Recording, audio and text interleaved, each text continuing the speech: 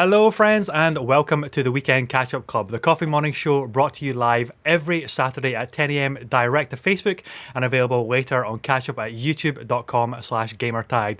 This morning I am joined once again by an incredibly special guest, a wonderful and dear friend of mine, the Father Gamer, my brother from another mother, the other half of the Creative Ramble Podcast, Eric Gibbs. Yay, what's up, buddy? You're okay too.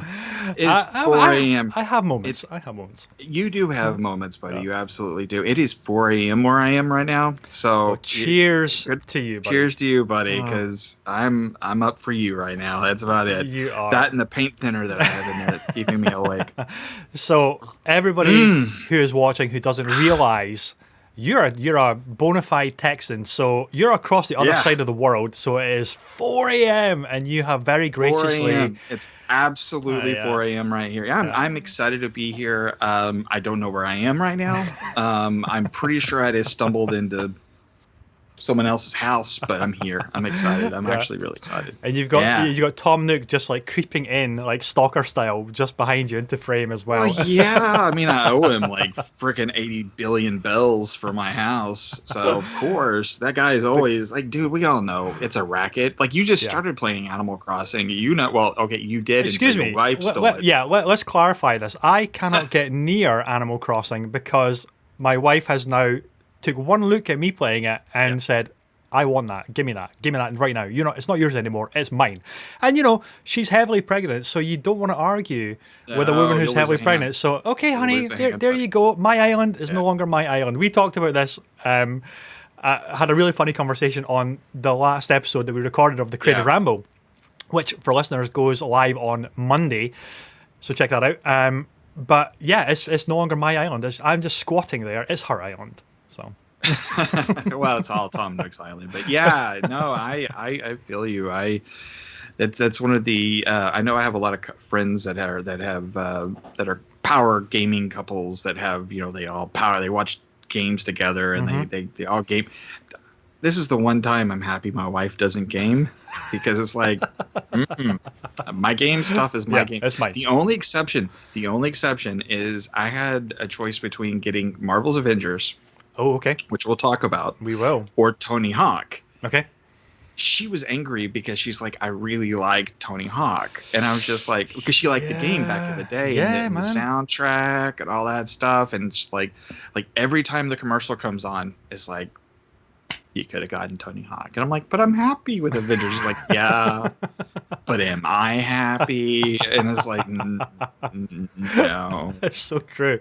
So I've been eyeing up Tony Hawk as well, but it's one of those games where it's a franchise that I missed out on at the time, so I don't really have much affinity for nostalgia for that series. Right. I kind of want it because I do like games like Jet Set Radio where you're grinding, you're putting like skill chains together and doing like combos, and it's just fun to dip into for like 5 minutes or for an hour, or dip in and out and have that arcade funness to it. So I'm kind of up in the air about it.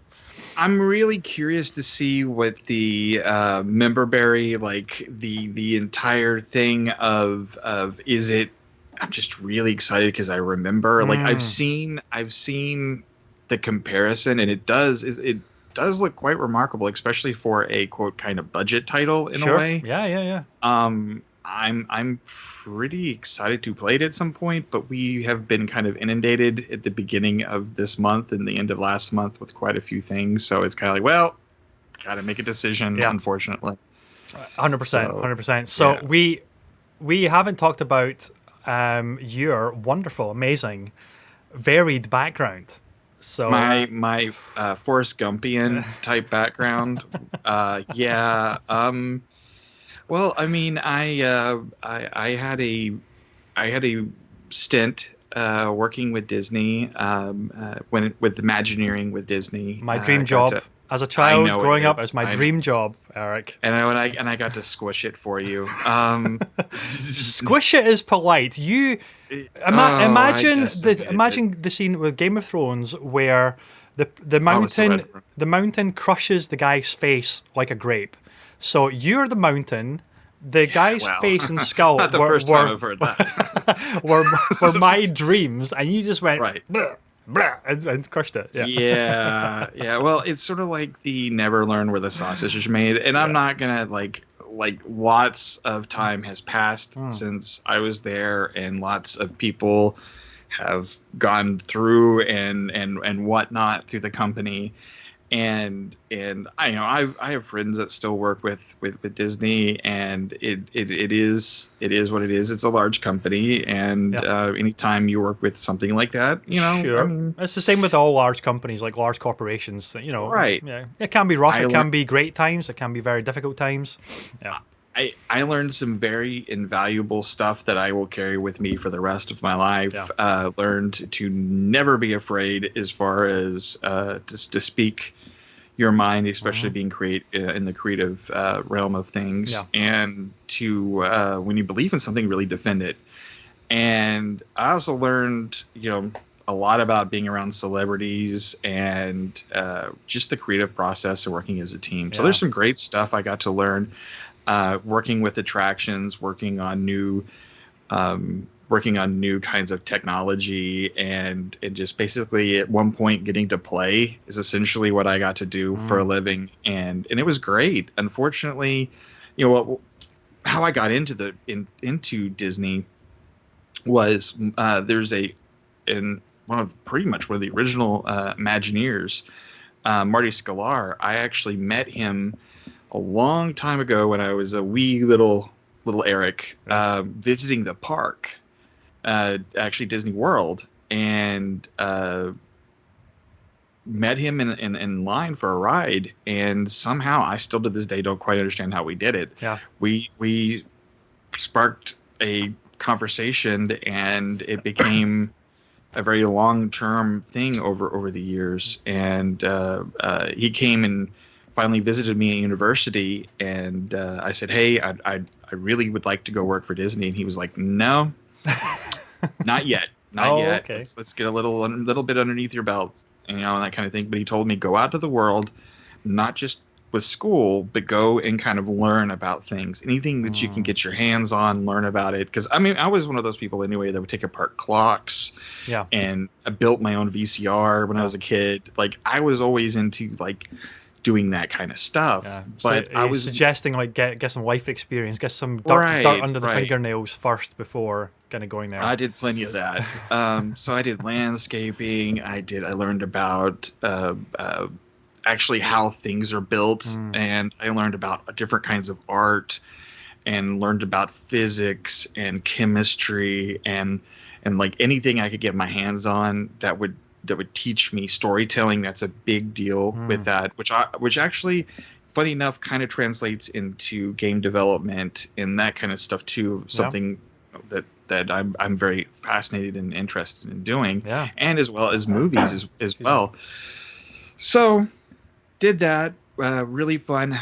Biggest awesome stuff was having my morning coffee at the castle, like overlooking this Mufasa soon to be yours kind of thing, and having breakfast at the table at the Haunted Mansion and that kind of stuff. And it was really awesome, fun stuff, and made some great friends. Unfortunately, got there.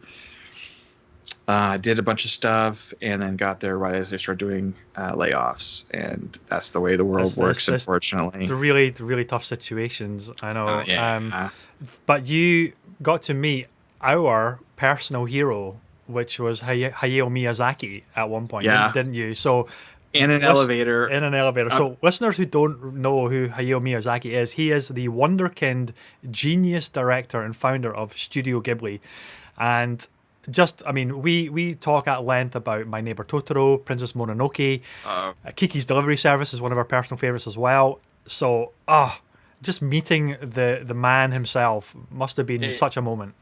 It was John Lasseter and him in an elevator going up to a pitch meeting that I was going to pitch them to. But I was like, okay, well, I have the elevator ride to prepare, and I get into the elevator, and they both get in the elevator with me.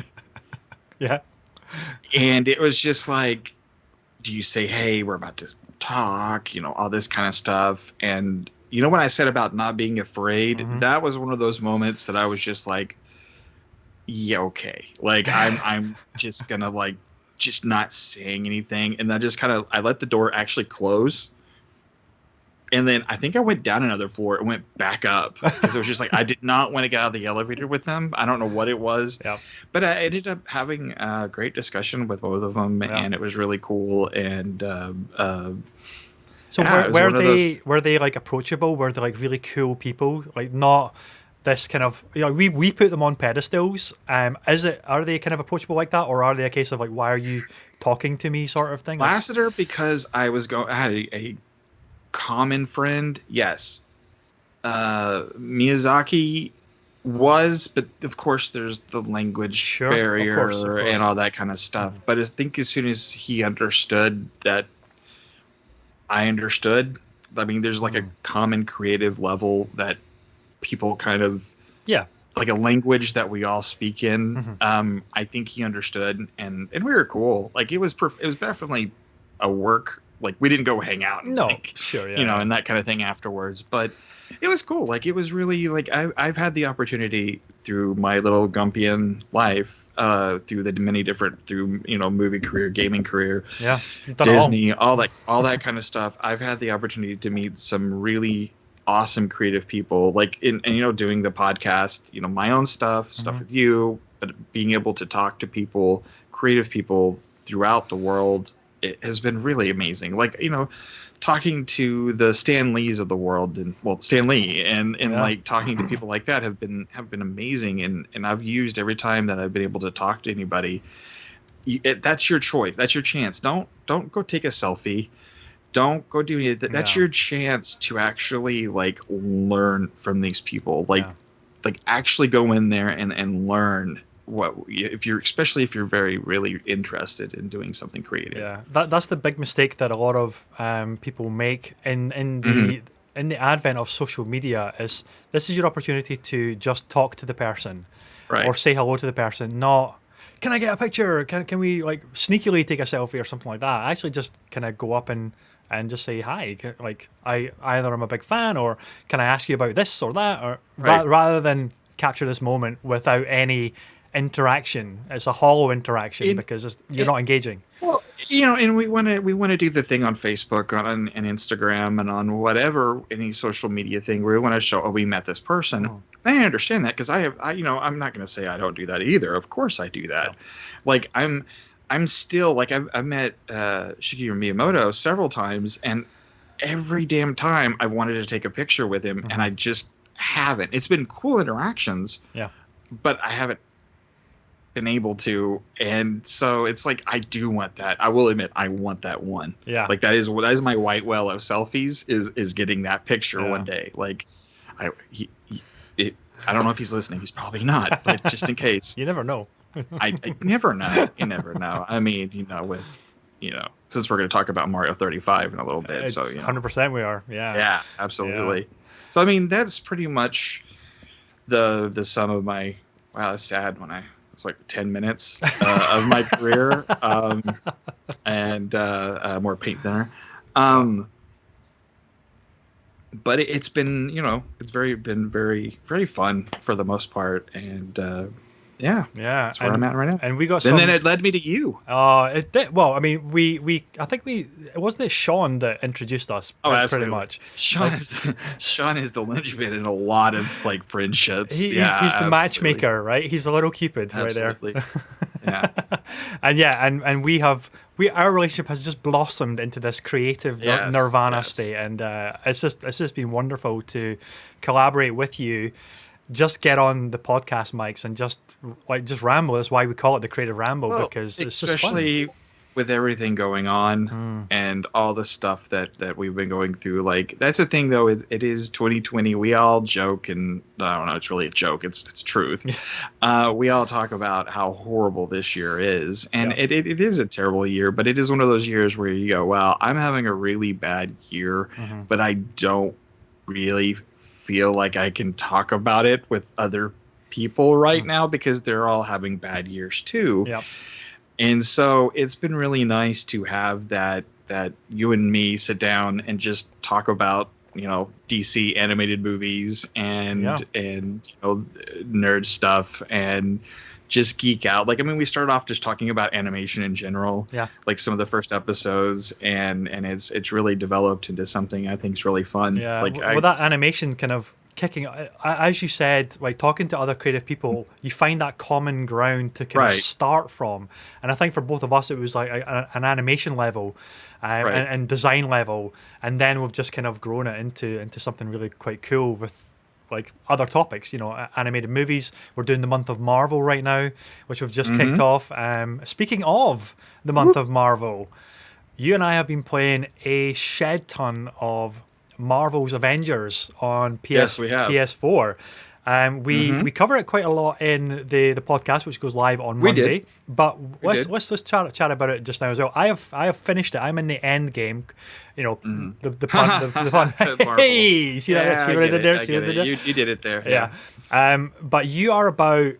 I'm trying to think. Is it like a third of the way through? I can't remember. Or I don't think it's quite half the way through. Said I'm 50-something% through, because it tells you in the campaign. Like in the campaign, I'm 50-something% through. Don't pay any attention to that stat though, because I'm in all the end game stuff, and mine only says 58%. So I mean, oh well, then I might be. Who knows? But yeah. Well, I've been kind of taking my time. I know you're very much get through the thing. Like I'm one of those. I've got to find all the little chest. I've got to find all the like. I'm one of those. Like I'm a JRPG like 100% person. Like so, I'm fine with leveling up and doing all my little things and just kind of excited. And I'm just like because my thing is by the time I get to start playing with you guys online, I want to have like all the really cool stuff unlocked with my characters. So it's kind of and I don't know who's gonna pick what for their main. Like I'm pretty sure. Like I keep. As people keep playing, they keep changing what their main is going to be. So literally, I'm just like, well, I might as well just level up everybody at this point. And that's what I'm doing just now. I have been quite heavy and hard on this game, as you know, as my friends know. But saying that, I still keep coming back to it, and I still keep playing it. So there's something there which is great. Yeah. Yes, the game has got lots of problems. Of course it does. It's got lots of bugs. I will say that. Yeah. The story is really great, and I'm leveling up or maining. I was maining Kamala Khan. I've got her pretty high level now, or I say high level. It's really not. It's about power level 50. So the cap is 150. So I've still got a long way to go. But I was conscious. So much. I was conscious that I was leaving every other character behind. So now I've jumped over and I'm bouncing between Thor and Captain America. I am loving Captain America as a playable character because his shield is the shit. See when you throw it, or you can power it up and throw it. He does the moves, and we've talked about this as well. The moves from the MCU movies are totally captured for the movesets of these characters, and that is the part I love about this game. Yeah, I mean, when you fire off, you know, Iron Man's repulsors, like it's totally the sounds from the movies, it's the actions from the movies, it's the way they move, everything. Oh, absolutely. Like it's completely like you said on our show, it's sort of like they're the stunt doubles of the MCU. But it is one of those games where it kind of reminds me, and this is not to knock Bethesda. Like I go to QuakeCon every year. Like I'm a huge fan of Bethesda, but let's be honest, Bethesda,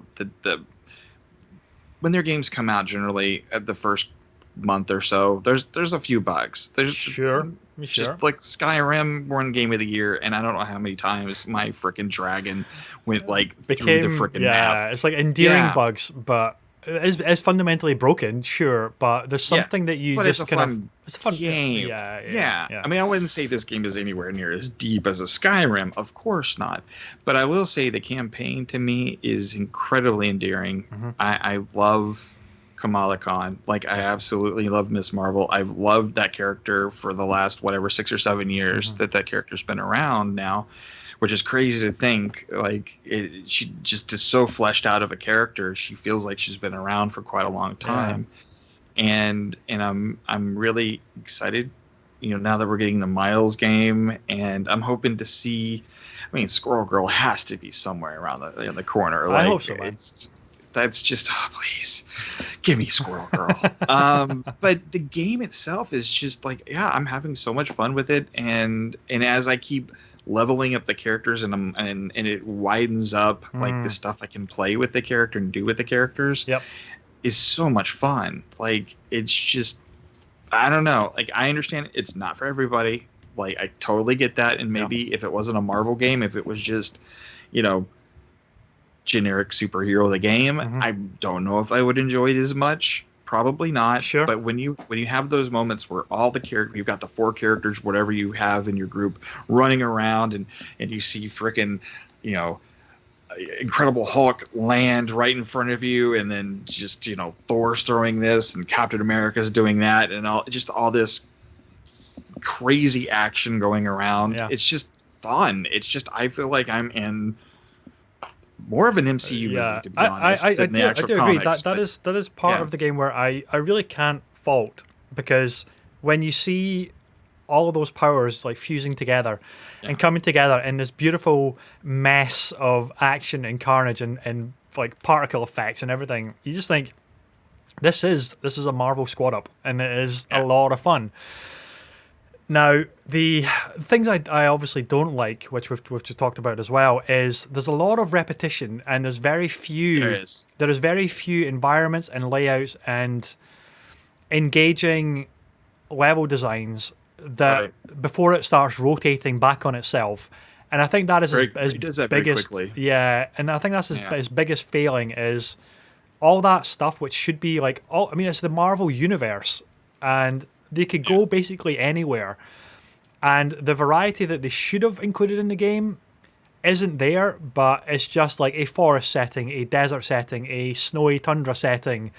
Yeah, it does definitely follow these Star Wars. Yeah, like this is, you have 5 biomes and that's it. And it's but at the same time though, like, as somebody who's played Destiny, for like 5 years, and who's played a lot of JRPGs, I'm kind of used to kind of some stuff like this. Yeah. And so maybe that's why I'm not having that big a deal, because I'm more interested in eventually playing with 3 of my friends, and you know, we all get to be Avengers for the afternoon or the evening, and I mean, that's what's selling the game, like very much so, right? Because it's just fun. It's like whenever you unlock a new skill, you think, oh my god, so Captain America now bounces shield off of like 6 enemies rather than just 3 enemies. Oh my god, it can just like ricochet like a pinball.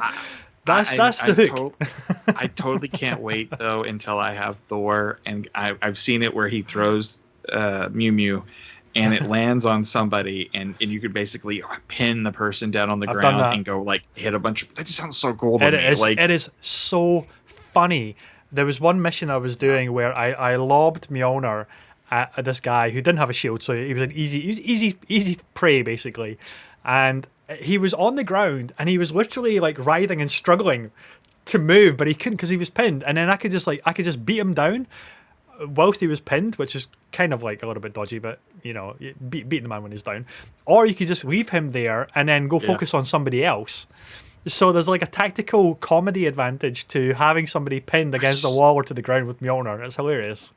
And I love the fact that this was secretly all along, to me, it was a Ms. Marvel game. Like, that just kind of that caught everybody by surprise, because I loved it. Yeah, I think everybody thought it was going to be like equal time with each of the Avengers, but it's not. It is you are Ms. Marvel, Kamala Khan, first and foremost. It's her story for the campaign. For the campaign, sure.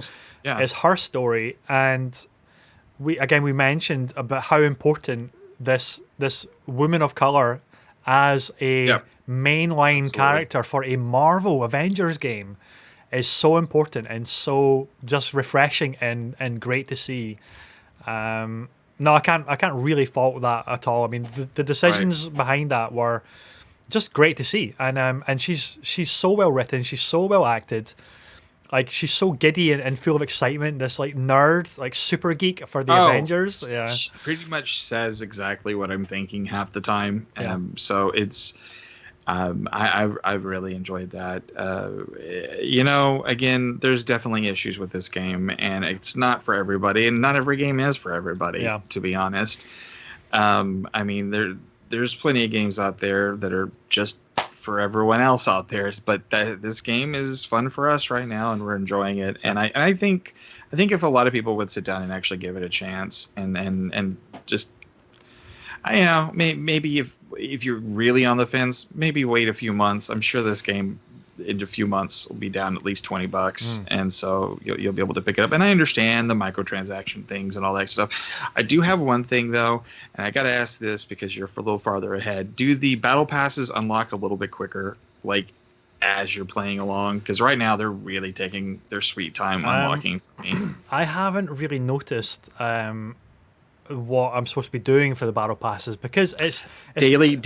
There's daily stuff and weekly stuff. Yeah, so I've been jumping in and doing that, like different challenges and stuff. But I'm not as well versed in the Fortnite battle pass style of model, which is what this is really leaning into.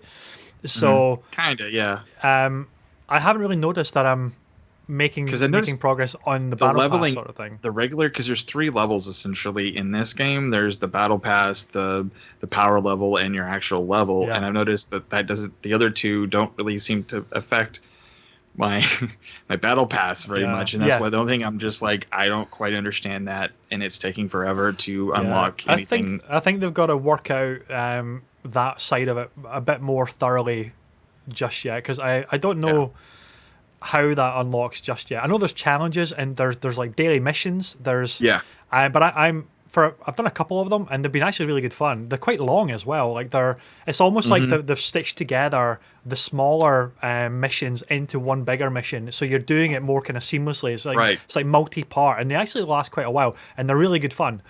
But I'm now at a point where if I wanted to level up another character and do those daily missions, I'm like massively underpowered, so I can't do them. So I'd have to switch back to Kamala Khan, which I have been power leveling, and I can only really do them as Kamala Khan because the rest of the characters are like level 10 or something, whereas my Kamala's like level 30. That's why I've been taking my time. So when I finally can get to it, because they're all in their 20s now, maybe if not a little bit higher. So, but that was Avengers for us, I guess. Yeah. So I've got a long way to go. You have a long way to go with the game as well, but there's definitely something there which is a lot of fun. Yes, it's got issues. Yes, they've got to get more original environments in, like rather than just the constant bunker thing all the time. I'm really hoping that with the inclusion of the characters, which I hope so. We'll definitely talk about the characters, definitely moving on the podcast. But I'm really curious to see how, like, we know the first ones are Hawkeyes, the 2 Hawkeyes that are coming. But I'm curious to see how they're going to be implemented. Are we going to get 2 characters every time? Are the stories very detailed when the stories come in, when the characters come in? Yeah, what does that add to the environments, which we can then take all of the Avengers into all the different activities that will pop up in that environment? I'm hoping that, like in a year's time, there'll probably like lots of new Avengers, lots of new environments, lots of new like mission types to do. But it's fun, man. It is fun. Yeah. It's popcorn fun gaming. There's nothing wrong with that. No. Not everything has to be, deep. So it's I've enjoyed it. Yeah. So, shall we segue into the crazy next gen console leaks and news that have just been cascading across the internet all of this week? And that is, at least for one console, it has. For one console, yeah. Well, we will talk about the vacuum of silence that is PlayStation 5, of course. But this week, of silence. Xbox have just basically done what they had to do, and I applaud them for like pivoting and like on their heels, just embracing. Okay, it's a leak, but here you go. Here's all the information, which we're now basically just confirming, because why the hell not? Okay, let me put this out there first. Like, as someone who's worked in the industry long enough, okay, let me tell you something. I've talked to. Yeah, no, they did not leak. Like, okay, come on, let's be honest. Yeah. Like, it got released. Like, that stuff gets released. But anyway, I mean, the price points the Series X is, well, okay, you're gonna have to convert it for me. Sure. The US is $4.99 American, and then $2.99 for the Series S. Yeah, so we're for pounds that is coming in at $2.49 for the Series S and $4.49 for the X. So it's like it sounds so much cheaper. Like it does, but it's not. Maybe I can. It's not. It's not. Yeah, I know it's the not, way it works out. It's just not. But yeah, I mean, so on a price point standpoint, this is for me staggeringly good. Like staggeringly good. I was expecting and fully prepared for the top of the range one to be like $5.99. I just. I mean, I don't. I didn't. It could. Well, I mean, should I say I didn't think it would be, but I was ready for it to. Like, it wouldn't have surprised me had it been more expensive than that. You know. So with the economy the way it is, I just like. I think they would be digging their own ditch with the X. I think that's probably why they went in at $4.99 for 2020 launch, because of reading the landscape. It's like, okay, we can't launch a console at $600 in 2020. It's just insane. No. But we want to get it out this year, and the $500 price point. I mean, even $550 wouldn't have been necessarily out of the realms of expectations. But $4.99 is considering the spec of that console. Yeah, no, it's a very powerful console. Yeah. The thing that you and I have talked extensively about, I know we do like this, but you and I have both talked about with the where they're doing the little bundles where it's like $35. Again, not converting it. Sorry, it's 4 a.m. for me. Don't worry, man. Don't worry. But it's the converting it over to not converting it, but the bundle prices of where you get Xbox Live and you get Xbox Game Pass and you basically pay for your system on a monthly Scott basis. in the chat has actually just done a little conversion for us. So if you were to take £449 and just convert that straight away, it would be $574. So see, I knew it was probably you guys always pay more, unfortunately. Normally I'd say, well, just come on over, but no, you're good right now. You're probably all good right now. No, that's terrible. Like, but still, I mean, it's what you're used to, but the prices. Of the $30 a month for that bundle or 20 something, I don't know, it's 4 a.m. But those prices are great for a consumer that can't buy something that's like a $500 console right off the bat. Totally. Especially right now, you know what? Because I've even gone, I don't really need an Xbox right now. I have an Xbox One.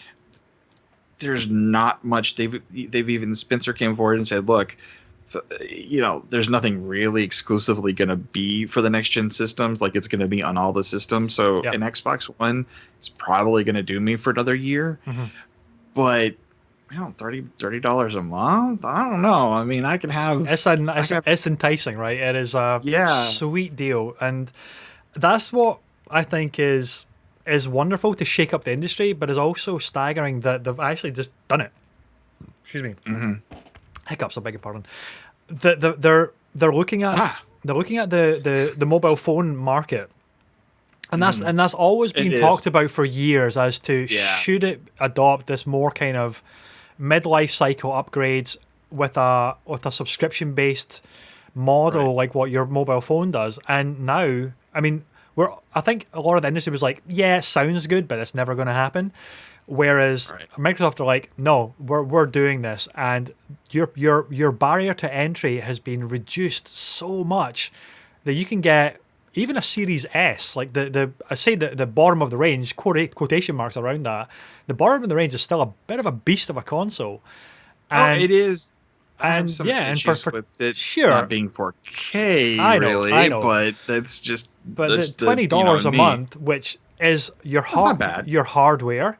It includes Game Pass. It includes EA Play, which is another gaming subscription. Which does it include EA Play? I didn't know that. It includes EA Play at no extra cost. They've just announced that. So it includes like hundreds of games plus your hardware for $20 a month. See, insane. especially with the families really struggling right now, and everything going on. You can have something. Hey, look, kiddo. Hey, whatever family member. $20 a month, we can afford this. Yeah, to the large amount of consumers out there, a not quite 4K TV is not TV console isn't that big of a deal. It's to us, that are just like, whatever's wrong with this. The thing is as well is the yes, it's not going to render it native 4K, but it will still upscale. So you've still got the upscaling side of it as well. And one of the things, still on the matter of the point of entry, which we're talking about here, the price point of entry, I should say, is remember, I think on the last show we talked about how big that initial outlay of cost is, where if you factor in a couple of games, a couple of controllers, as well as that bundle cost, and then you're maybe like $700, $800 as a big outlay.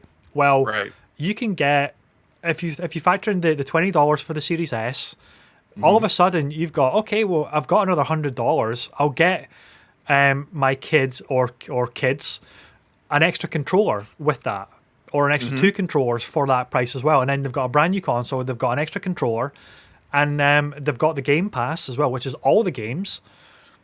And you're not, the families aren't having to shell out hundreds of dollars in one hit. And I think that is so powerful.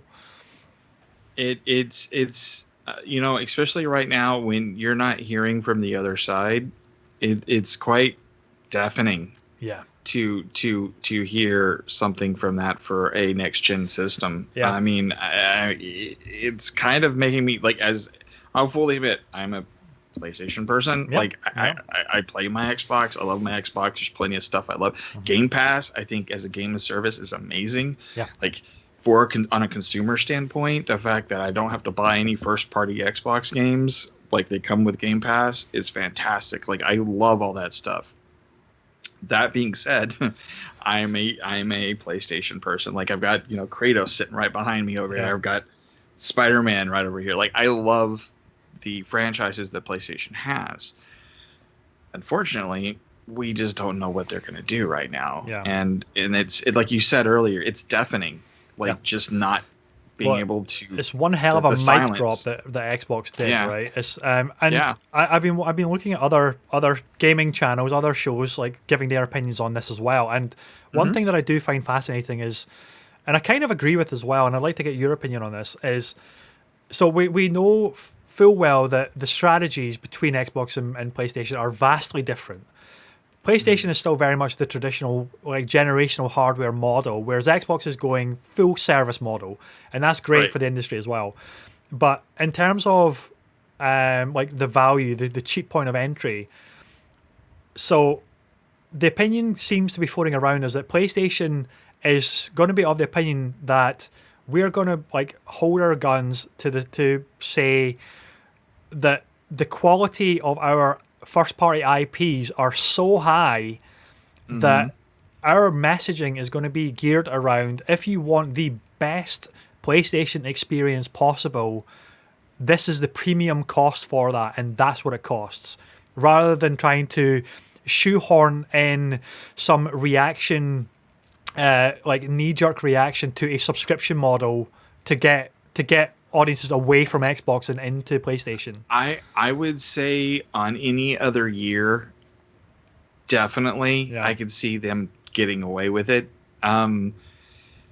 There are a few things, if you look at history, though, with PlayStation as well, that we'll talk about our what we possibly think the price for the PlayStation will be, and they've got PlayStation Now. They could theoretically pivot and make that they've tried over the years to make it into something kind of similar to Game Pass, but maybe they just incorporate it into PlayStation Plus, or it's already dropped. I would love to see PS Now just like included, Yeah. At a minimum, I think they should just do that. They should swallow that cost for, I think it's what, $8 a month or £7.99 Oh yeah, per but whatever. they spent so much getting that cloud thing set up. I think Totally, I understand that, yeah, but I think yeah. they just need to bite the bullet and just say, look, Yeah, I agree. We're just including PS Now, which I've had some really great experience with that service. I think it works great. So I think they should just do. I would love to see them just do that as a. It's not really a counterpoint to what Xbox are doing, but it's just little kernel of value, extra value to the customer from PlayStation side. If their console is going to be this massive, expensive premium product, you know, I really hope. We saw that huge pivot from 360 players over to PS4. Yeah. I was one of them. 100%. A lot of people were, yeah. and we saw that huge. I mean, I played the heck out of 360, but I was one of those people where I kind of balanced both of them. But that huge, we all remember that E3, them passing over the disc to each other. This is how you trade games with that, and Xbox had a terrible message. Yes. Like they talked about NFL Pass, they talked about all this stuff, and they talked about everything but gaming. And so, I do think, they could get some headway along the way of going, hey, look, this is the console of gamers as far as, the real console for gamers, the PlayStation. And I could see them doing that in any other year. Mm-hmm. This is one of those years they have to look. We have to say, hey, this is for what you get in this box. It's worth it. This is worth you going without. This is worth you spending what little extra income you have, if at all, to get this for your loved one or for yourself or whomever. So there definitely has to be a message other than we're just the cool system. Yeah. They have to convey, because they've done that before and it didn't work with the PS3. PS3. I mean, what was was the PS3 a $600 console when it launched? And that's when they said they would never do that again. Yeah. That they would never, never have anything that high again. So that makes me give up. Hopefully they're gonna stick to that, and I'm still hoping we see something for the PlayStation. Has the digital only version. No, the other one. The other one. I'm hoping I would love to see the digital only version be comparable in price. And I know you don't agree with me on this, but I said any other year I would completely agree with you. Yeah. I would love to see the digital only one be comparable to the same price as the S. That's what I would love to see. Yeah. So my only disagreement with you there is is the power spec is exactly the same. It's not like a lesser powerful console. Any other year, dude. I would any other year, I suppose that it's the anomaly of 2020, I suppose. Yeah, but. And I could totally see just $100, maybe $150, but they'd like to keep it around the $5.99, $4.99. They like to keep it around that, especially in the States. Yeah. So I could totally.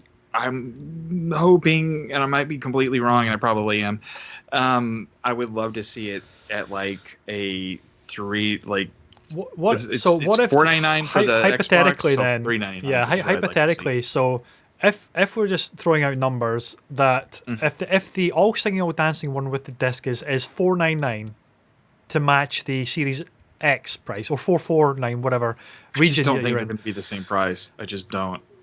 So, but hypothetically, just say that they come out exactly the same. Just say they're like for like at the top end. They're like for like punch for punch. Punch for punch. This is the same price, but the Series S is $300 or $250 if you're in the UK. But the digital only version of the PS5, what if that came out at $350? So it was just $100 more, £100 more for the UK, but $50 more for the in the US. So $300 for the S, $350 for the digital only of the PS5, rather than like for like, but a little bit more expensive, but not matching it like verbatim. Do you think that could work for PlayStation? I think it has to be cheaper. And I think it has to convey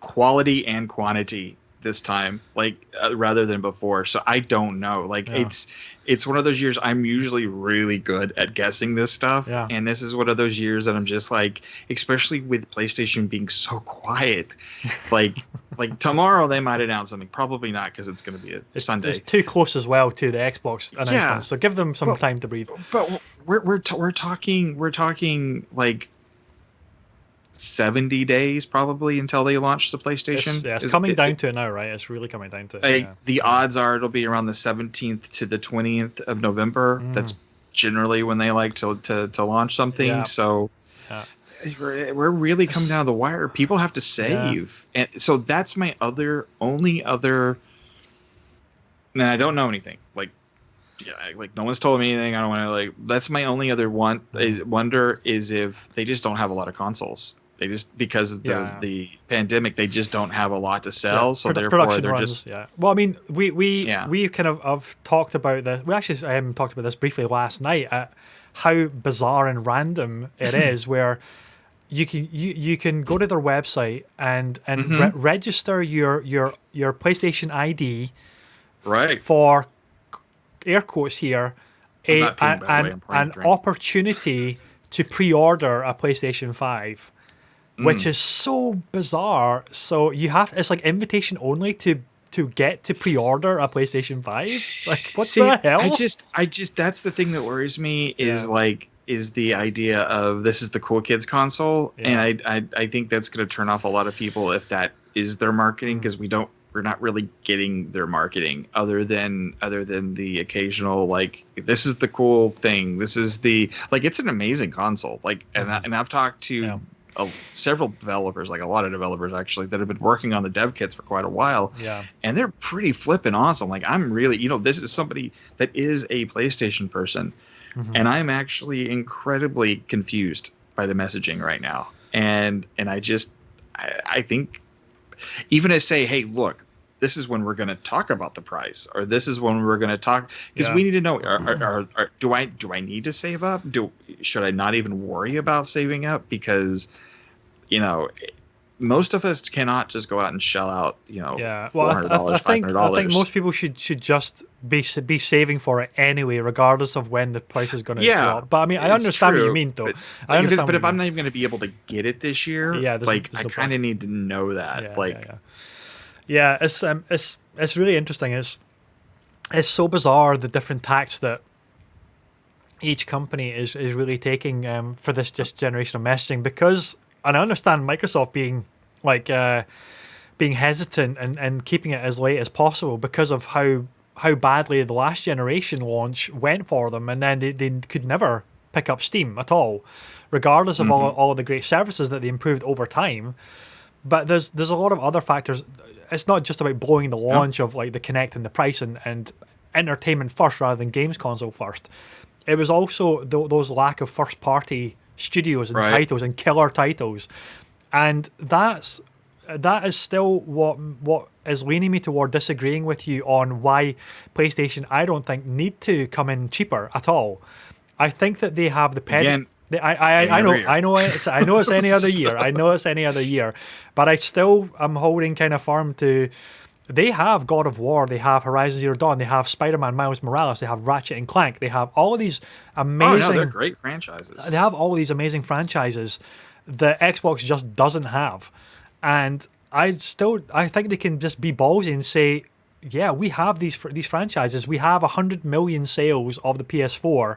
Right. They can just say, this is the price of this next-gen console because of the experiences you're going to get of these franchises on there. And again, it's any other year. I understand. But look at the history. But if you look at the history of consoles and you look at the 360, that was the king. That was the absolute king. 100%. So the Xbox One should have, because it did have Halo. It had all these franchises. Yeah. It should have been king. Yeah. But it didn't. It wasn't on message. It wasn't on point, and it didn't feel consumer friendly. Yeah. And right now, that's true. The Xbox right now, feel like everything that we hated about last generation for the Xbox originally when it first got announced, they've listened to. They've pivoted. That is what gets me excited about going back to Xbox. Obviously, I think you and I will both have both consoles, but going that's back kind of the to, nature of our beast too, though. Going back to Xbox, I think they've made so many amazing decisions and as you said, listening, whereas you don't always get that vibe from Sony throughout the years, but the features and the new initiatives that Xbox have been doing this entire generation, for the most part, are so consumer focused and so consumer friendly. And I think that is mostly because of those, and I don't want to sound flippant here, but lack of killer IPs. They've got some great ones, yes, but it doesn't stack up like for like. But they've got these services which are amazing. Well, that's the thing that PlayStation made a very, very decisive and very intelligent decision early on was, hey, let's build up our roster.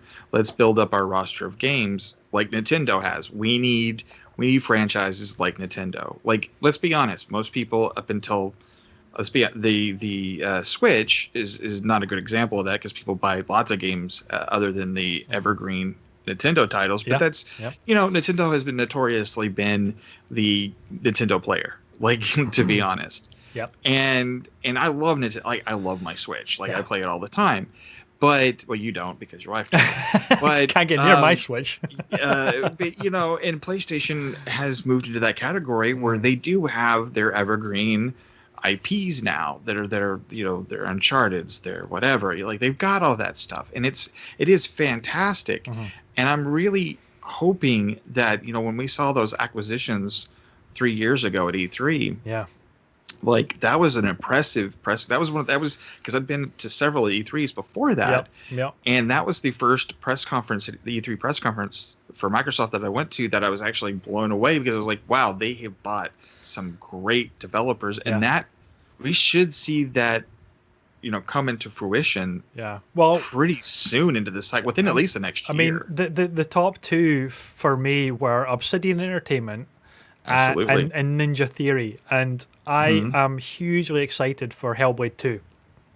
Oh yeah, I mean, the gameplay trailers that they've, well, I don't know if they're gameplay trailers, but game engine trailers. Yes. Here we should go. It just looks absolutely incredible, and Obsidian are one of my favorite RPG developers for decades now. Basically the unsung heroes of Knights of the Old Republic, of Fallout, of these amazing RPGs that you get the impression that the history of Obsidian is basically getting shafted by these, like, the major IPs, and they have to get something out super fast. Whereas now with the Outer Worlds even, that is such a crafted, really polished Fallout game, like Fallout in space kind of game, and it just shows you what that team can do given the time, given the resources that they've not necessarily ever had before. I don't know how many people I talk to that say, my favorite Fallout is New Vegas. Like, it's such a the writing, man. The writing in that game is so good. It really is a great game. But it's I'm really hoping, other than the Gears of War and the Halos, that we get some new IPs that we're just blown away from. Like to me, like I say, I always say that I'm a PlayStation guy, but honestly, I'm a games guy. Like, if they could build a great game on the back of my toilet seat, I'm gonna play. You're gonna play. Like, you'd never leave. I'm in it for the creativity of it. I'm in it for I want to see the best games get made, and the best thing that's for all of us is competition. So that's what I really want through all this. Is I want a generation that it's neck and neck. To be honest. Like, I would love that, because we've seen it too many times when a console, rests on its laurels, it gets passed by the neck. And I don't want that. I want neck and neck. I want them fighting. I want it Burger King and McDonald's. Like, I want it just throwing, that kind of thing. I want that. But, you want marshmallows with your pizza, don't you?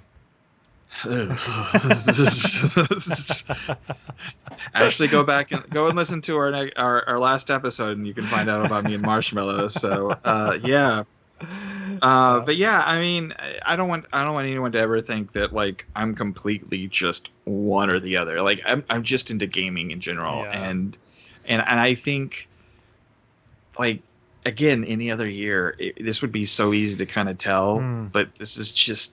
It's so bizarre this year. It's throwing everything through a loop as to what strategies are gonna hit and gonna miss and have to get. We don't even know like what movies are coming out this year, like if any. Yeah, like, Wonder Woman's been delayed again to December, right? So to December, which is Warner, which means Dune probably got switched to next year because there's no way they're going to release Dune and Wonder Woman at the same time. Well, they're saying that Wonder Woman is releasing a week after Dune, but. Why?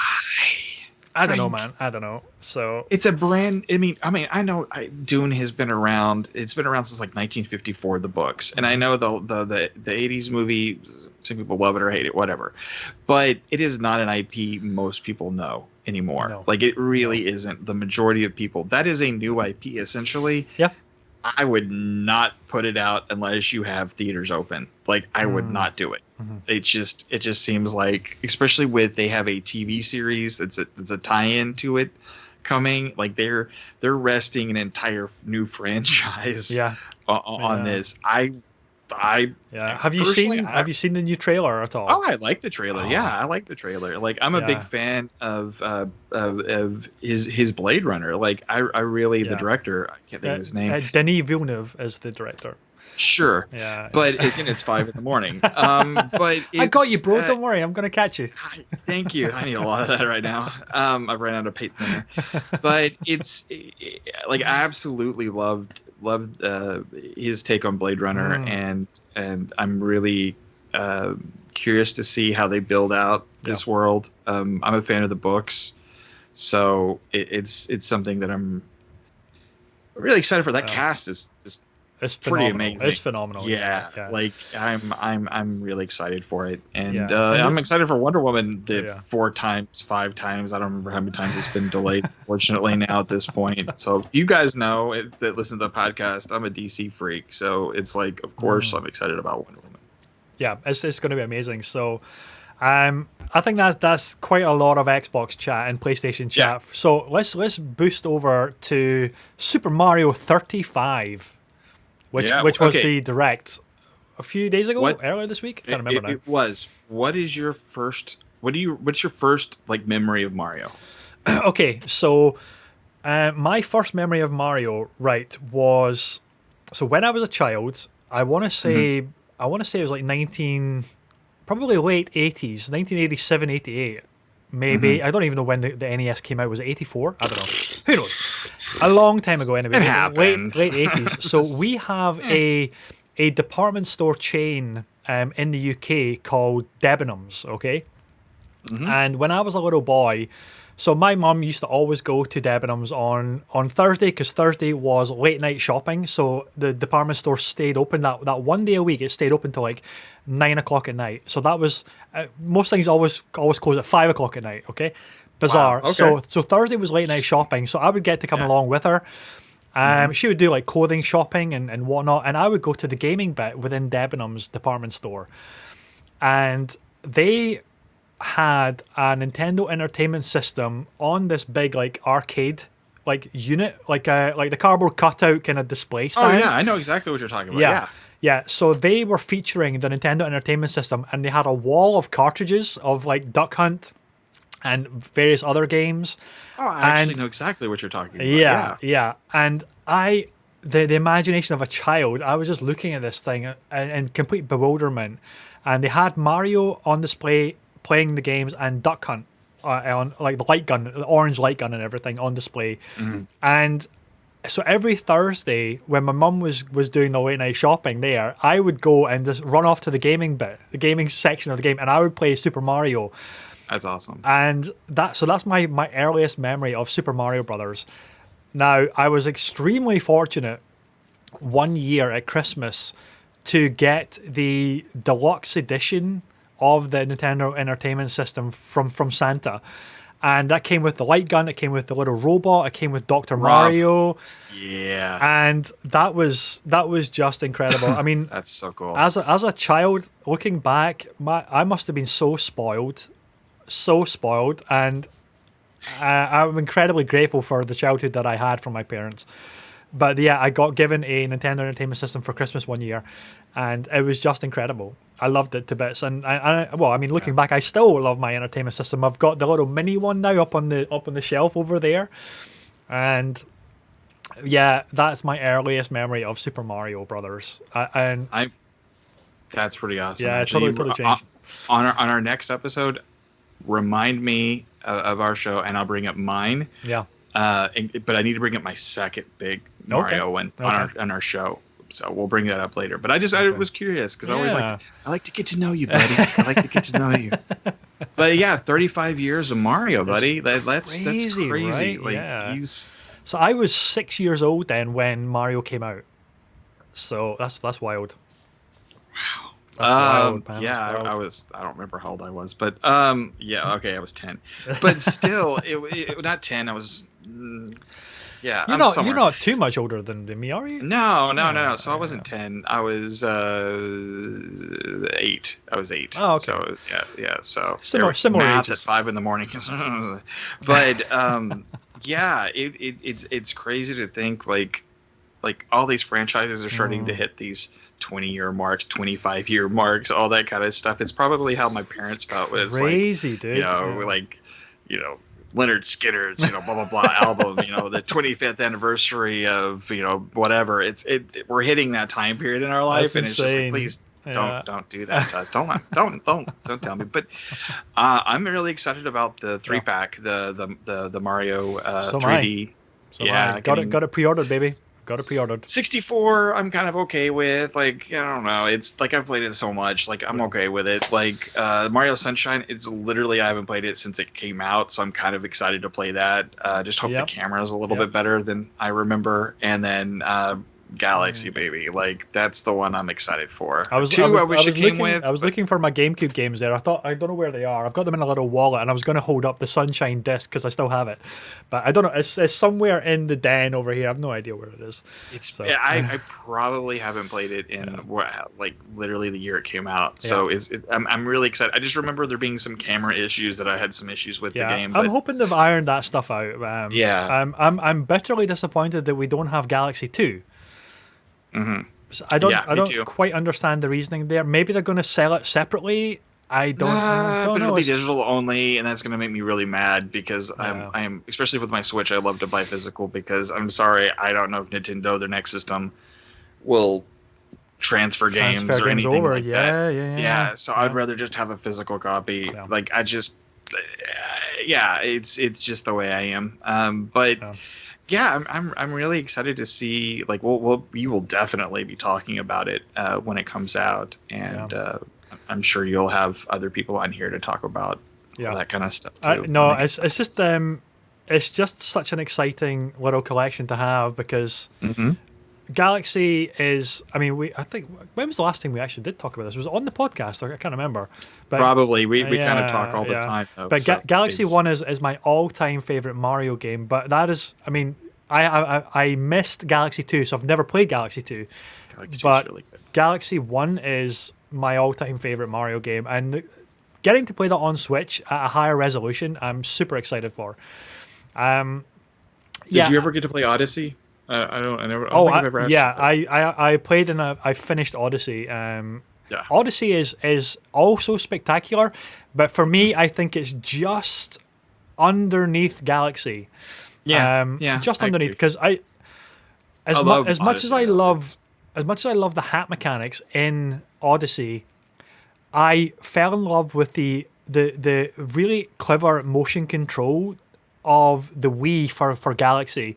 And I thought it was so inventive and so interesting. Like, you had to hold the wand either vertical or horizontal, or you use the wand to collect the gems, the stars. I just thought it was perfect for motion controls. So I'm really interested to see how that works with the Joy-Cons. And also how it's going to work with if it's docked, how is it going to work when you're using a Pro Controller as well? So I'm cool if they come up with some awesome control thing, because there's maybe a handful of we like to call waggle games. Like, there was probably a handful of them that I actually liked playing, and so and I will admit Odyssey was one of Galaxy was one of them that I did enjoy, and so, but I'm curious to see how they map that for docked, because they would have to. There's no other way. So we'll find out in a few weeks. That'll be fun. I love it when they announce something and go, yeah, it's coming out in 2 weeks. Like, I freaking love, except for consoles, people. Yeah. Don't make the father gamer angry. So what do you think could be a Zelda like 30th anniversary collection of games, like a bundle? What do you think might that include? Or what would you want to include there? Well, I guess they would do it sort of like they're doing now with the the 3D bundle, the blah blah blah. So we get like Skyward Sword. Like I would like to see a reworked Skyward Sword with a little bit of oomphed graphics. Of course, Wind Waker. I mean, to me, Wind Waker is one of my favorite Zeldas. It's just it holds up as far as aesthetically. It holds up. The art style is holds up. Yeah, it's just, you and I are both animation people, so it is definitely one of those things. Yeah. I mean, of course, Link to the Past is the best, but I mean, or one of the best. I mean, I think it would be really nice to kind of see some of the Zeldas that haven't gotten the nice, like Twilight Princess and all that, kind of get the pertified kind of thing going on, and maybe get those together. Maybe Skyward Sword, Twilight Princess, and I don't know, what would your third one be on that list? So I would, Twilight Princess and Skyward Sword, I would like, whether they're standalone releases or whether they're bundled as a collection, I'd like those. I want to play Ocarina of Time on my Switch as well, because I love that. So Ocarina of Time and Majora's Mask as a bundle would work. But if they took the 3DS emulation versions, and just kind of souped them up a little bit, that would be fantastic. I would totally be cool with that. But I'd also love to see some of the DS versions get ported across or upscaled. I'm a massive fan of A Link Between Worlds, which is so amazing. Such a great game. Got the poster sitting right there on my wall. Maybe Phantom Hourglass as well. I don't know, but I don't know what the the spirit tracks in that are very divisive. I'm fine with them. Are they the best Zelda's games? No. I mean, I'd love to see the Capcom games. Like, those would be fantastic. The Minish Cap games. I'd absolutely love to see those as well. So I should love to see those. A DS collection would be a really powerful bundle to have, But what are your thoughts on Hyrule Warriors Age of Calamity getting announced as a prequel to Breath of the Wild? Well, I'm gonna get the damn thing. Unfortunately, I'm kind of a slave to Zelda games. It looks fun. I'm not the biggest fan of the style of game. I do play them, and this is somebody else I just said, well, I'll play Marvel Avengers. It's the same stuff over and over again, but I don't like these games. But no, I mean, I like the fact that it's a prequel. That it seems like it actually is going to have some story. Hopefully, it's substantial story. That would be really nice. That would be really cool. Because I really did like playing in that world, but I think the biggest thing, one of the good things that was working for that game, the game, whatever, the thing that worked for it was the lack of story, but you kind of did your own storytelling inside that game. But at the same time, I did want to see more of that particular part of the Zelda world. I wanted to see more of that of those characters and of that world, and so I think you could do a lot with it, and I'm kind of excited, to be honest. But at the same time, it's coming out, I think, the 19th of November, which is right around when everything else is coming out. So I don't true. It might not be till 2021 if it happens and we don't get eaten by Cthulhu.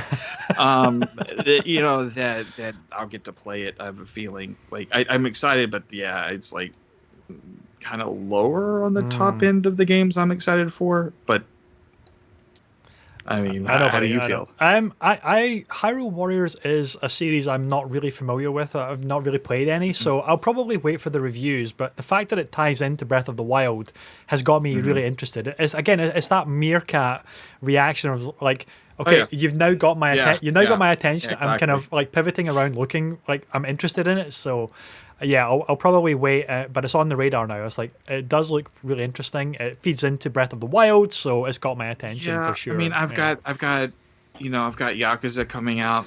It's right around then too. Like a Dragon. Yeah. I mean, which is coming on Xbox as well. So, and whatever else they're gonna flip and announce at this point for November, which is always the case. We starve, throughout the year, and then we get a banquet at the end of the year. So it's just the way it works, unfortunately. Right. So I've got one more topic I want to talk to you about, cool. and it's going to be Immortals: fenyxrising, but before that was part of the Ubisoft Forward event yesterday. Right. So I'm taking your lead on this because I literally didn't look at any of it. So, but I know about it. Before we get into that, I'm just going to full screen myself because I want to show everybody what I got delivered. Oh, you evil! I got something incredible delivered to me just what was it, yesterday? I think it was yesterday. I'm going to punch in a little bit there. So this box came to me. Look at the size of this box. It is a ginormous box. I refuse to look. Yeah, no you don't. So I refuse to look. You and I both love the game No Straight Roads by Metronomic and Sold Out Games. And I rather embarrassingly won a prize draw on Twitter that... You're not embarrassed. Don't even. I'm not that embarrassed, but basically I got some goodies, folks, and I'm going to show them off to you. So it is, I got a t-shirt, which is an awesome looking t-shirt. Look at this. Look at that. Look at that. It's cool. It's cool. It's cool. It's cool. No Straight Roads t-shirt. Don't worry. There's actually green in the t-shirt, but it's getting punched out because of the chroma key on my camera. But don't worry about that. Is it? It's a very, very cool t-shirt. It's got a thing on the back as well, which also says #rock versus EDM, which if you are familiar with the game, then you'll know exactly what that means. But the thing I'm most excited about is this little collection of prizes is in the base of the box here. Let me just get all this stuff out. So, you evil, evil man. I'm getting attacked by the box. There we go. Look at this. I hope Cthulhu's in that box. Look at this. This is a vinyl record. Oh wow. Hold on. The reflection wow. The reflection that was amazing. The reflection is killing my green screen. Hold on. It was Cthulhu. So it is. Can I actually open it here? I don't know. I don't actually have anything to open or take the selfie off because it's super reflective. Hold on. It's just so evil. Like I am absolutely like this soundtrack. Like I talked to Sean about it. I actually have the soundtrack on my phone and I listen to it all the time now. I absolutely love the soundtrack. There we go. Look at this. Look at that. Wow. Bunk Bed Junction, everybody. Bunk Bed Junction. Bunk Bed Junction. So this is a full vinyl. Look at this. So if I take this out. Ooh, hello. And there we go. Let's take it out. Look at this. Oh, Eric. Oh, dude, I'm sorry. Look at that. There is the vinyl record of the soundtrack of... Oh, that's just. I think that's some kind of chest pain I'm having. Thank you. That's the dagger that went straight in. That game. Well, we talked about it on our last episode of the Creative Ramble, and you can listen to my love for the game. That's dude. That's really awesome. It's really awesome for you. I kid. Yeah, I know, buddy. Kind of. But yeah, like the game is so awesome. So it's a great the art direction, the platforming and time to the beats of the music itself is just amazing. It's a great little game, man. It's a really great little game. Oh yeah, it's something I hope we see a lot. Like I want to see more of that world. I want to see And I told Sean, I messaged him and I was like, God, I really want merchandise. Like, you got to, guys. You got to put out statues. I was like, you got to do this. You got to do this. It's like, dude, we're on it. He's like, Yeah. we're on it, buddy. And I'm like, yeah. But you know what? I was an Imagineer, so you got to listen to me. So I've got, it's just like, no, Eric, we're good. We got it. We got it. I was like, yeah, but do you really? The figurines are going to be awesome. No. It's he has to fantastic. send each of us like little figurine sets so we can like play test. So I can reenact it. Yeah. I need to review them. I need to Quality control them, you know. I am totally quality contrling anything they want on that one. Like I if they want to actually make bunk beds, I kind of need it. You've seen my futon that I'm sleeping on lately. You do need bunk beds. Yeah, exactly. Yeah, when kids move out of your house and go to college, they take your bed sometimes. I found out. Jeez, so man. yeah. So, but yeah, dude, like this has been awesome. I've had a lot of fun. Well, we got to talk about Ubisoft Forward very quickly. No, it's time for bed, buddy. Like, I'm sorry, you got no. Actually, I'm cool. I've got a little bit of more pain thinner. We're good. I'm worried that you're gonna like face plant against the camera and just be unconscious, like no, the nose, kind of like snoring right in front of the camera. I'm perfectly fine as long as I keep looking at the camera. Okay. Like, no, I'm good. I tried to find a smoker jacket for this, but I couldn't find one. Oh, that would have been so good. Next time. Next time, bare-chested melted marshmallows on there. No. See, now they're not going to understand that. They're going to have to go to the last episode of the Creative Ramble to understand that. See, get the in-jokes by listening to the podcast. So, absolutely. Yesterday, Eric, Ubisoft, was it yesterday? Yesterday, yeah, you're really honestly like Thursday. I know Maybe it was bits Thursday. and pieces. I saw you and Mike mentioning in the frickin' chat, and I'm like, that's awesome. Yeah, so Ubisoft Forward went live. I think it was Thursday night. It went live, and they announced a lot of smaller titles. It wasn't like the massive like Assassin's Creed Valhalla blowout or anything. They did a really good deep dive on Watch Dogs Legion and some DLC which is coming to the Division. There's this new game mode where it's like a 100-story skyscraper, and you basically it's PvE.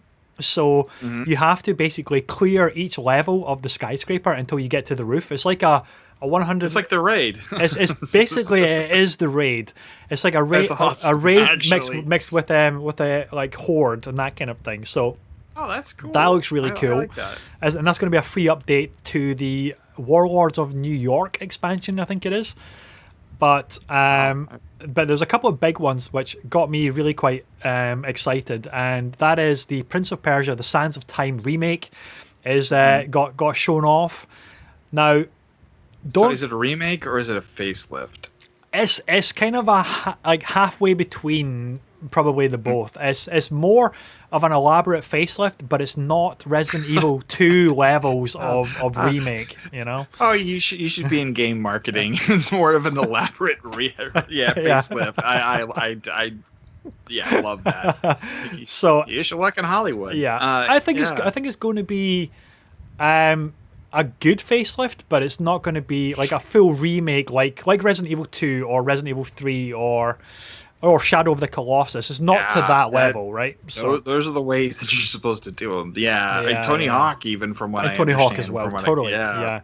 I'm excited about it because I'm a huge fan of Prince of Persia: The Sands of Time. Oh yeah. But it's coming out in like January 21st or something like next year. So it's quite a ways off. It's a strange time to release that because it's also it's second Christmas. That's always second Christmas is somewhere around January to January, February, March even. You get that like weird like, well, we couldn't quite make it to this window, but it's still Q1 or Q4 or whatever the hell it is. Yeah. It's still Q4. Still Q4. But the other big game which looks really awesome is Immortals fenyxrising. Now, this used to be called Gods and Monsters, which got unveiled, I think, for the first time last E3, I think it was. I believe so. And I don't know why they've changed the name. I actually preferred Gods and Monsters as a name rather than Immortals fenyxrising, but hey, never mind. Who knows? There could be an IP already. It is what it is. Totally. It is what it is.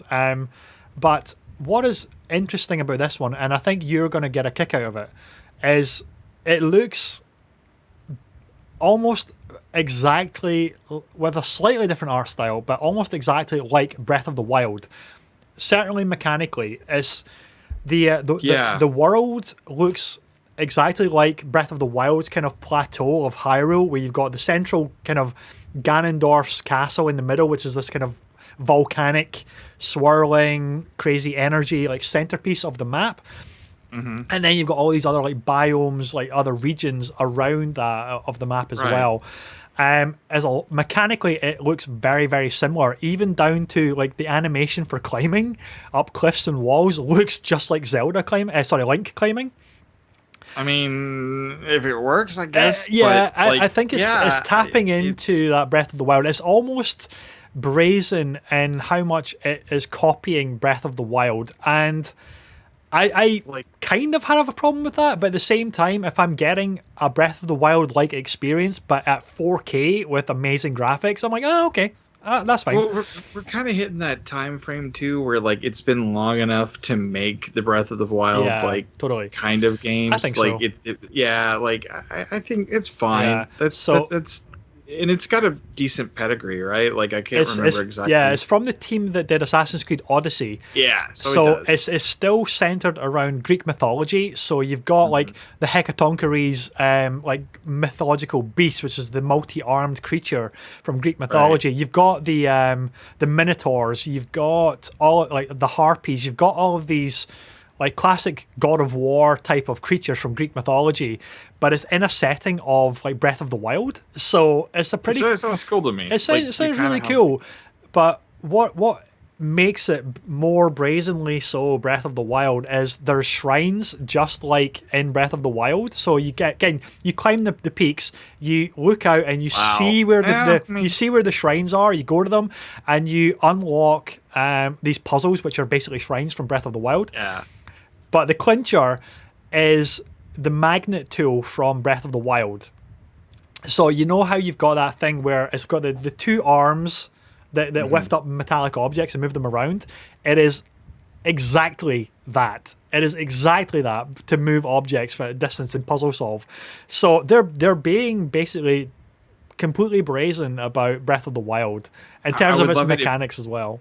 If you actually get to say Princess Zelda, that would be like that would be great. Yeah.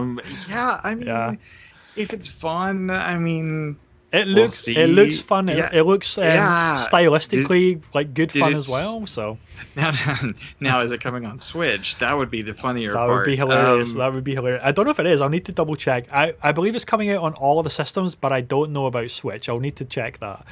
But it's just so funny of how brazen they are being. It's I don't really have a problem with that. If it's fun and if it's on multiple platforms, then cool, you know. Hey Nintendo, remember when we made Rabbids together? We're actually like over there getting some information from you guys.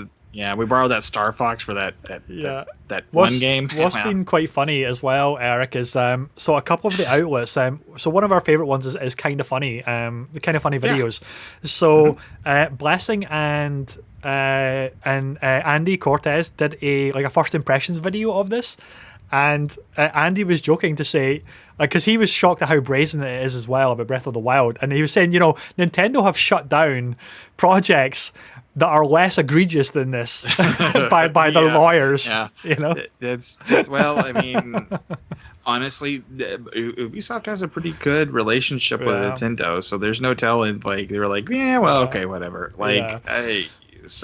I'm looking forward to that, and that's coming out in December, so that's a nice little Christmas stocking stuffer. I think, December! Well. Yeah, I didn't think it was that early. Yeah, okay, coming out really soon. It's like December 3rd or something. Game like in like this time period. Yeah. So that's one to play over the Christmas break, but it looks like it's really good fun. It's got that kind of arcadey combat, which is like a kind of brawler, but with like Greek god like powers and things as well. I do love how the team that made Odyssey just said, you know what, we really like Greek stuff. We're gonna continue on with this. So that's pretty funny. So, I'm interested. I'm sad. I mean, I saw the earlier reveal. Like, was it last year and whatnot? I just haven't had the opportunity to look at the Ubisoft stuff. But check out Immortals fenyxrising trailer, because it's uncanny just how similar it is, for good or bad. So mention it. I'll probably have seen it before our next the episode of Creative Ramble. So we'll talk about it. Yeah, we'll talk about it there. So I think that brings us to the end of today's show. So, buddy, again, thank you very much for absolutely getting up at 4 a.m. in the morning and joining me for the show. It's cool. Like, I don't even. Yeah, it's 5:30 now my time. So who cares? Like, you may as well just stay up for the rest of the day. Completely screw the rest of my day. So thank you so much. Oh, mate, thank you. So, ladies and gentlemen, this has been episode 10, double digits now, of the Weekend Catch-Up Club. If you've enjoyed the show, then do remember to like, share, subscribe if you're watching later on youtube.com/gamertag. Tell your friends about it. It's great fun, and we will see you on the next show next Saturday, 10 a.m. live on Facebook. Take care. Have a great week ahead. Bye-bye.